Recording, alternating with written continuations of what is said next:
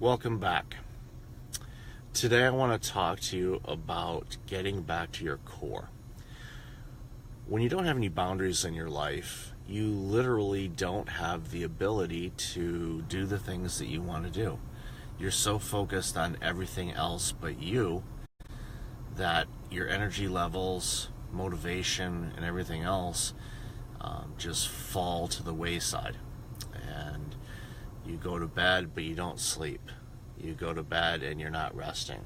You toss and turn because your brain is still trying to sort through everything that you went through or are going through. It's not a fun place to be. I know how you feel if you're in that state because I've been there. It wasn't fun. My 369 days didn't happen overnight. It built up over time. And the challenge that we face is when we're in the middle of it, or even at the beginning stages of it, we don't even notice. I didn't notice until literally I was in the hospital and the cardiologist confirmed that I had a heart attack.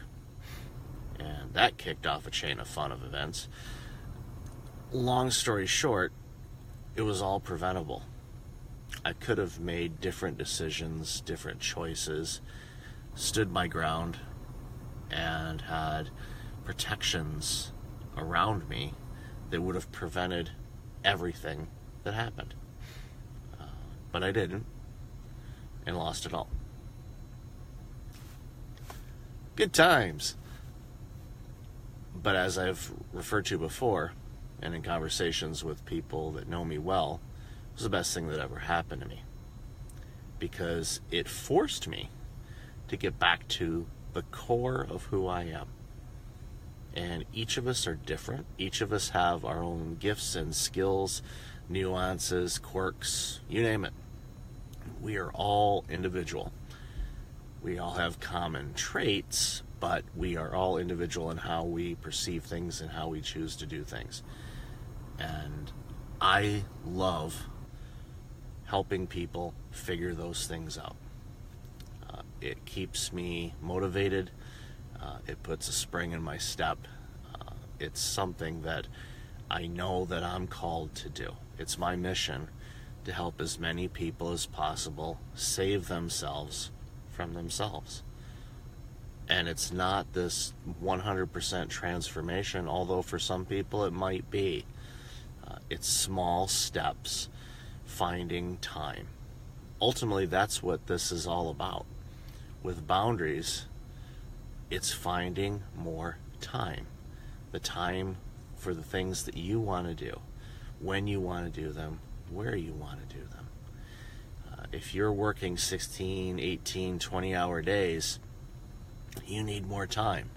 Well, I don't sell hour 26, 27, 28. That, unfortunately, is not in my repertoire. But what I do offer is an ability to better use your 24 hours.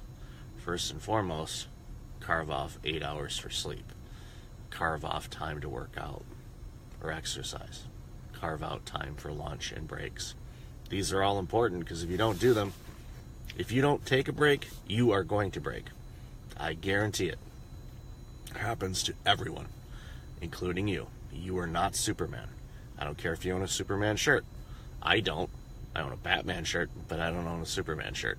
Although there's a photo of me as a kid wearing a Superman shirt, and to this day I'm a little perplexed by that because I never really was a Superman guy. So, regardless of what your favorite comic book character happens to be, you do not have superpowers when it comes to not resting. You have superpowers. That's a given. You may not know what those are.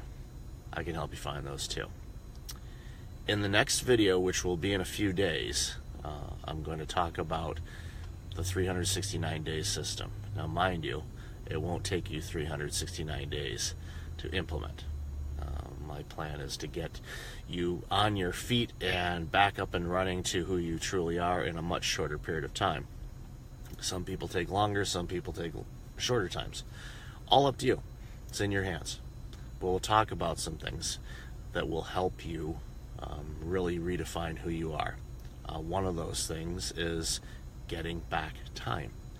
And how I go about that is actually looking at your time, see what you're doing, and track it for a period of time so you can see patterns and rhythms and figure out what works for you and what's not working for you.